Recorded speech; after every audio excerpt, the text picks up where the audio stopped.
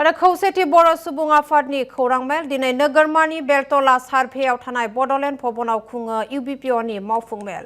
बे मावफुं मेलाव गोबां गोनांथार थांखि आजावनाय जायो। फैगौ 9 एप्रिलाव खुंफुंजानो गोनां बिसायख'थियाव BJP एबा NDAनि बिजाथिखौ आबुङै मदद होनायनि थांखि फोसावो।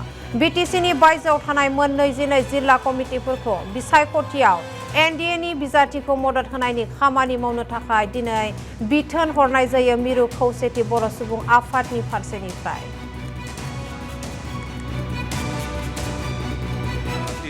गुवाहाटीर बेलतला स्थित अजन्ता पथत आमार जितु बड'लेण्ड भवन আছে ইয়াত আমি সংযুক্ত এই প্ৰেক্ষাগৃহত আজি সংযুক্ত বড়ো গণমঞ্চৰ যে কাৰ্যনিৰ্বাহক সভা অনুষ্ঠিত হৈছিল এই উক্ত কাৰ্যনিৰ্বাহক সভাত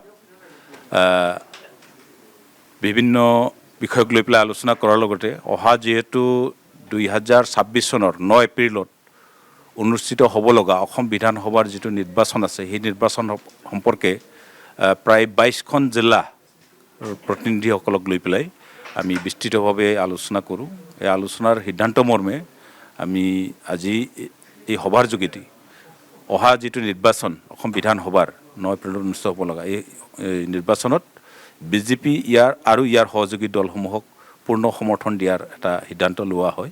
दिनै खौसेथि बर' सुबुं आफादनि जे मावफुं मेल बे मावफुं मेला एसेसो सिगां गुवाहाटीनि बेलतला सार्भेयाव थानाय बड'लेण्ड भवन बेयाव जानानै थाङो।